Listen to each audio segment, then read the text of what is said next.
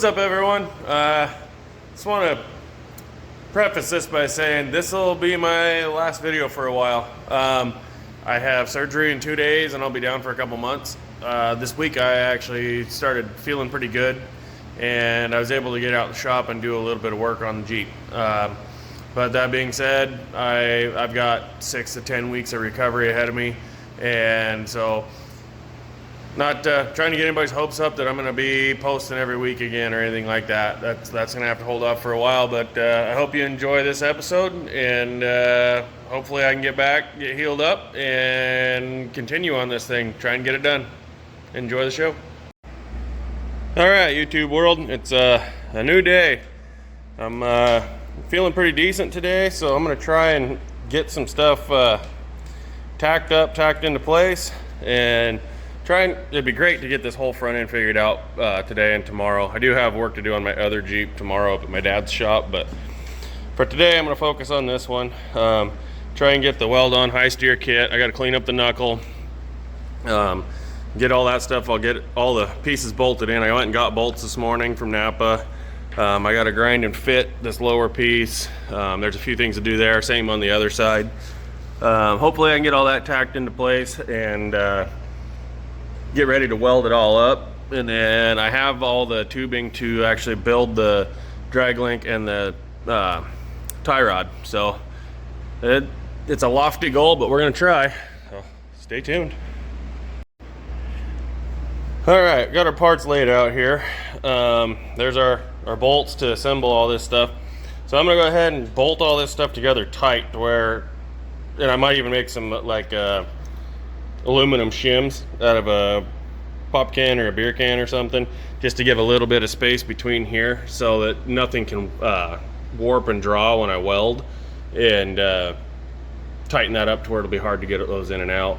So I'll probably do that, but I want to get all this stuff bolted tight that way, tacked up, and maybe even welded together, because I know these pieces have to weld together. Get all that stuff done, and then I'll work on cleaning this up, and I'll probably tack those on and use the 1-inch bolt spacers as my guide, because I have to drill that hole out to 1 inch. This side's bigger than the other side, but I have to get that 1-inch bolt all the way through everything. So that's where if your welds ever break, that bolt is the only thing holding your tires from flopping on you. So I'm gonna get this stuff here assembled and tacked, maybe welded, and then we'll focus on the knuckle itself.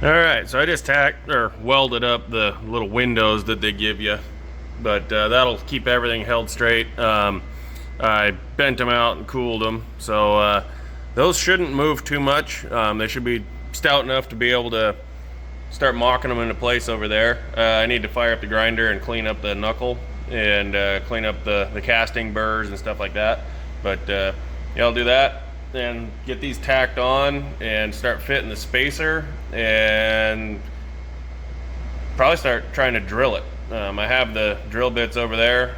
I have 3 different sizes that'll probably be stepping up, but I think tacking this on there and making sure that hole's perfectly straight with all the spacers and the mounts and everything is the most crucial part.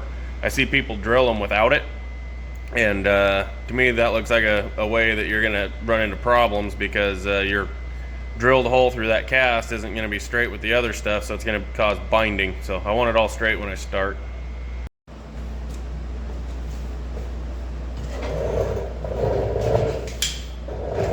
Alright, so taking a look at this, took the nut off obviously. a bolt goes in there, that whole works sets down on. I'm pretty blown away how well that fits without grinding too much.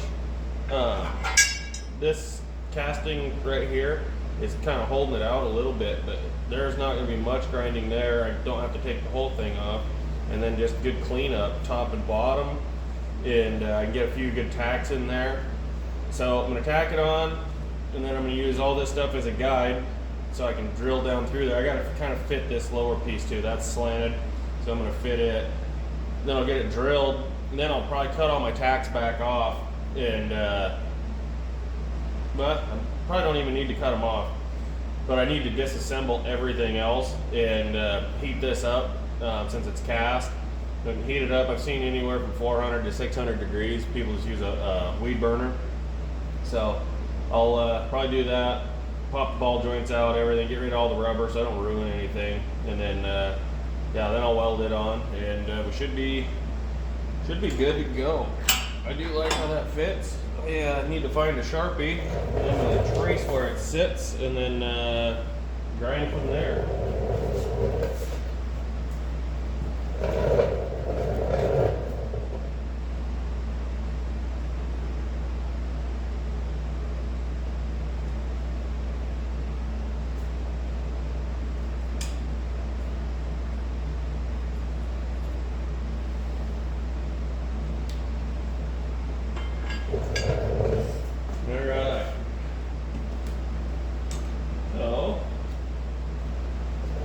Safety glasses around here. There they are.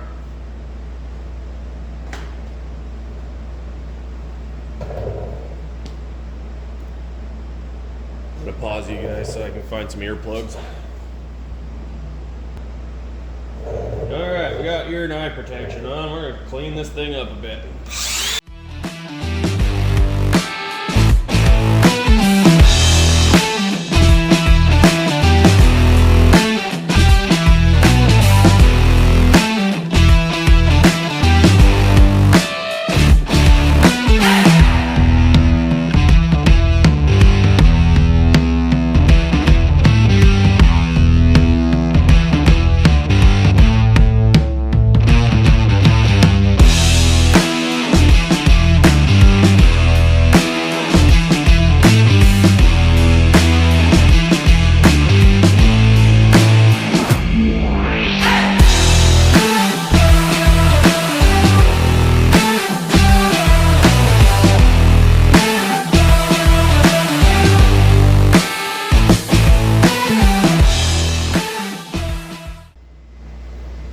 Put that one out a little bit from this dust shield so it's a little easier to cut with the grinder if I need to.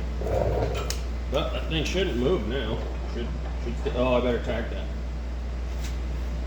spacer down in there so it can't move either. Nope, I probably won't tack it down to the cast. I'm gonna tack it up to the steel plate because when you weld on cast, it gets super hard, and it probably make it to where I wouldn't be able to drill it.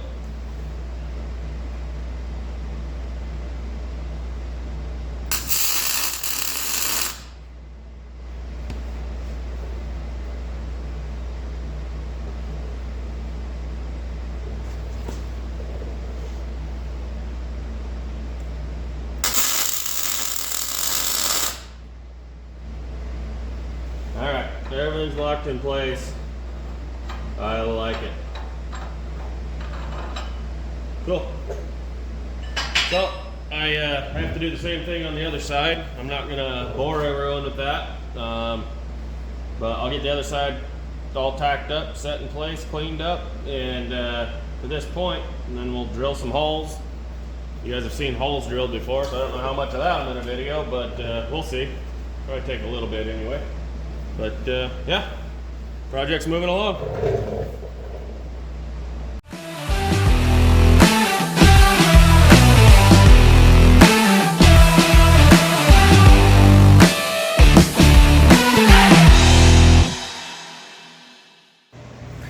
All right, so we got this side cleaned up and tacked on. Looks good. Dropped a drill bit in there and it actually kind of centered up on the hole that's there. One thing I'm kind of nervous about is being able to drill all the way through this, because that sucker's, you know, 1.25 inches thick or so. but I can at least get the hole started straight, and maybe I'll have to bust the tacks off and finish drilling it the rest of the way. We'll see. But yeah, lined up nice, fit nice. Had to do a little bit of grinding on it to get it to fit tighter, but we got metal touching all the way around. No big gaps to fill. I think that's gonna work very well.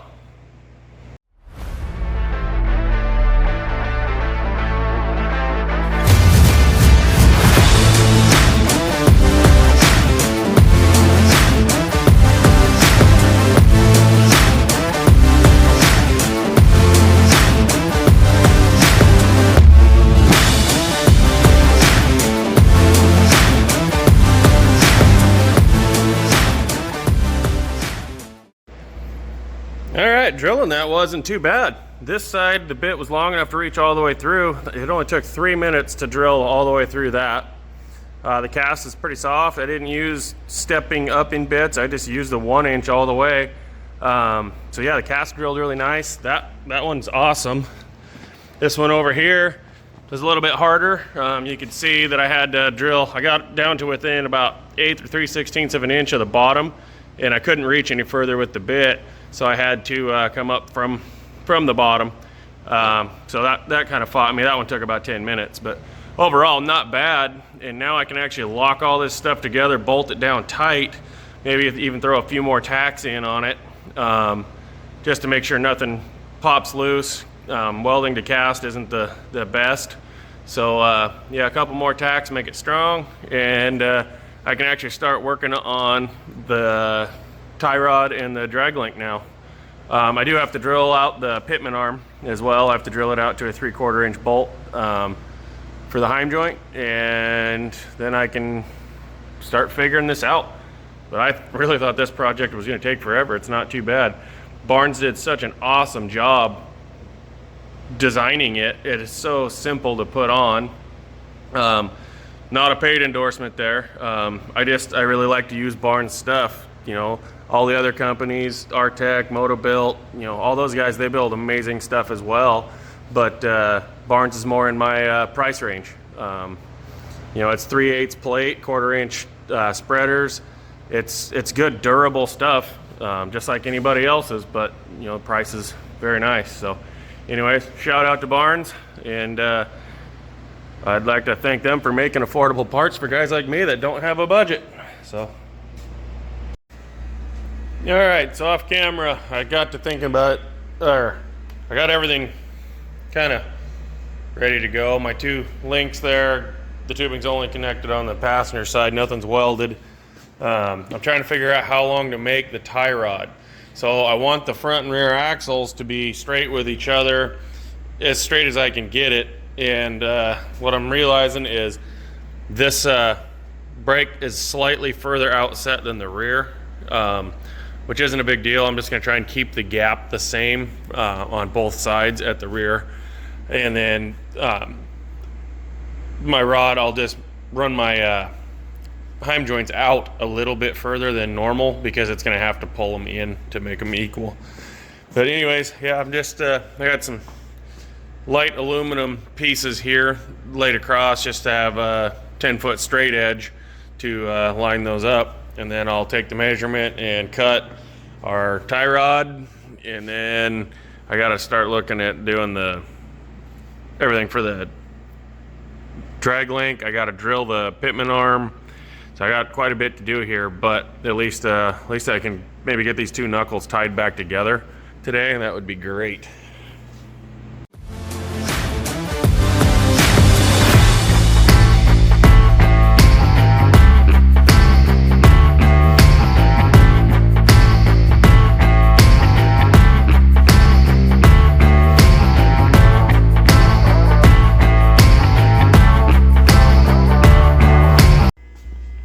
All right, so that measurement ended up being 50 3/4 inches across there, and I'm liking where we're at so far. I'm really curious how this pitman arm or drag link is going to go from the pitman down, because I need that angle of the drag link and the track bar.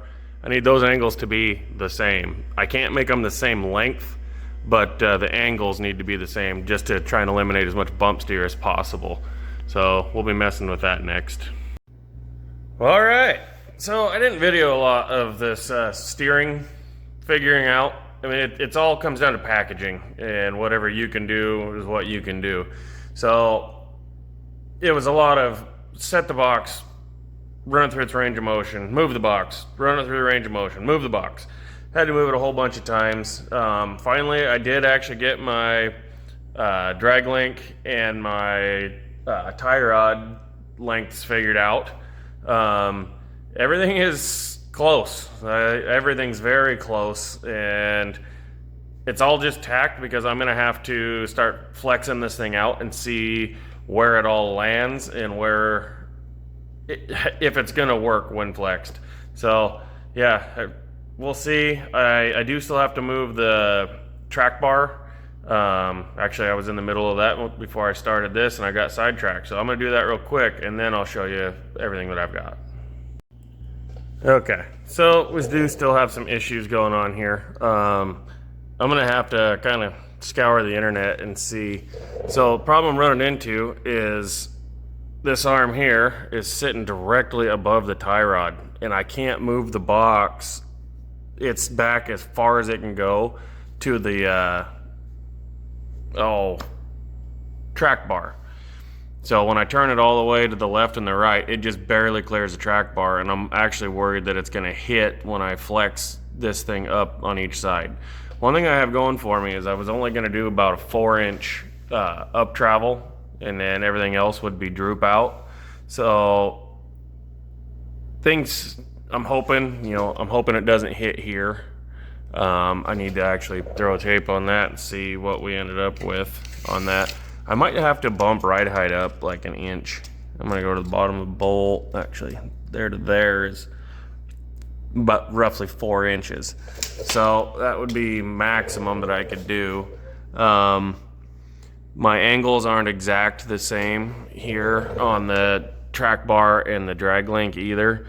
The track bar is a little bit flatter, which I can modify stuff there and make that match better. So I could trim this down just a little bit, enough to get that to clear. I got to cut it back off anyway and rotate it around the axle tube. So that would actually help our clearance up there on our pitman arm, because this will be down a little lower. So that would be okay. The thing I don't like the overlap of these arms, but I haven't looked at it from this side. I've just been doing it from the other side. So let's see what we can figure out. So you look here, the overlap, that's not good. And then you bring it all the way to the right, and they don't hit. They still have clearance there. It's probably only 3/16 of an inch. So I'm curious what's gonna happen when I flex it. And then, yeah, there's not a lot of clearance here to the track bar either. So I do have to do some flexing to figure it out. I can run this thing back the other way, and our overlap's still there. They travel together all right. Everything clears sitting at ride. It's just when we flex, that's what I'm worried about. And one thing not helping either is my steering box is not mounted. It's just clamped to the frame. And every time I move this thing back and forth, you can see that box move, maybe. Yeah, you can kind of see it flexing down in there. So that's kind of throwing things off too. So I got a few things to mess with. It's not anything that's gonna be real interesting to watch me do. It'd be better if I just explained it when I'm done. So that's where I'm gonna leave off with this, and I'm gonna probably go inside, take it easy, and try and get back to it tomorrow or Monday. That'll be really my last days to work on it for the next probably 2 to 3 months. So I really want to get the steering figured out, get all the linkages figured out and done while I'm able to move finally, and then this thing will be in a good resting place until pretty much this summer. So alright, so it's a new day. Last night I went in and kind of looked at what people had to do to make, just for packaging. There's a lot of stuff going on right here, and it's hard to make heads or tails of what you need to do. So I decided that I'm gonna have to bend my panhard bar just a little bit on that end to keep it from hitting. But my dad actually swung by too, and him and I got to looking. I'm gonna have to limit this axle from turning as tight as it can anyway, because it's gonna get into the lower links. And I really can't move the lower links because the driver's side, you don't have very much room to mount the lower links. It's clear out at the end. And then you also have your drive line on that side. And so you can't really inboard the frame side of the lowers. So I'm gonna have to limit the steering anyway, which it's gonna steer plenty sharp. So that actually allowed me to move the steering box some to get clearance on these arms here. They were touching and now they don't. I think I'm gonna actually lift this thing 1 inch higher ride height than I was originally planning. That's gonna help me in the front and the rear. I want this thing as low as I can get it, but it's trying to get it that low, it's causing me some problems. So 1 inch, yeah, it's not ideal, but it'll be fine. So that's where we're at. Now the axle actually does articulate driver and passenger side. This on the passenger side, I'm gonna have to notch the engine cradle just a little bit. And this link is actually gonna move down on the frame side a little further than it is. So got those couple things to do, but I think we about have everything located where it's gonna go, to where I can actually start to mount that steering box where it needs to go, or mount it since it is where it's going to go. And then I can start working on getting the steering up through the firewall and whatnot. So that's where we're at. All right, so I kind of ran into another issue here. I've read about it and heard about it and thought, oh no, it won't happen, it'll be fine. Oh, it happened. This kit, these aren't the wheels I'm gonna be using, but they're close to the same size of the wheels I'm gonna be using. They hit and they have not been tightened down yet. So this corner here needs to be trimmed off to get it away from the tire and the wheel.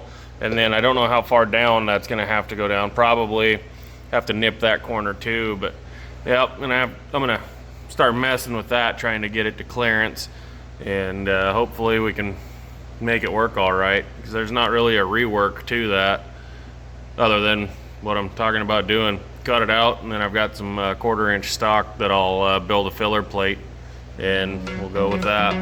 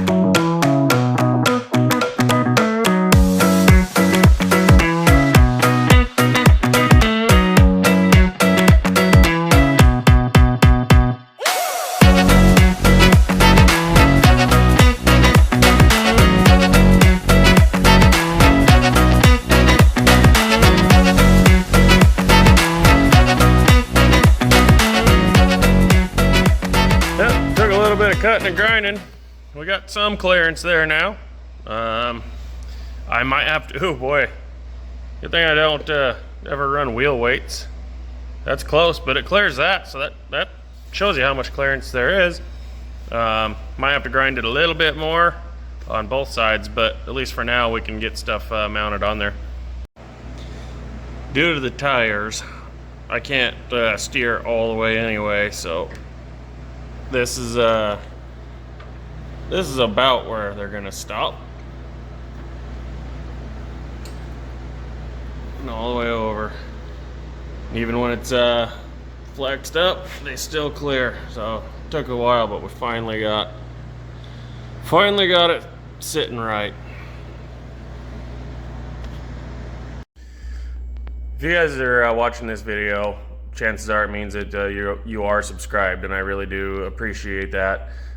Sorry I can't keep continuing on this project. Got to get healed up, got to get things fixed, and I'll get back to it when I can. About the time I heal up is when my baby boy is supposed to be born.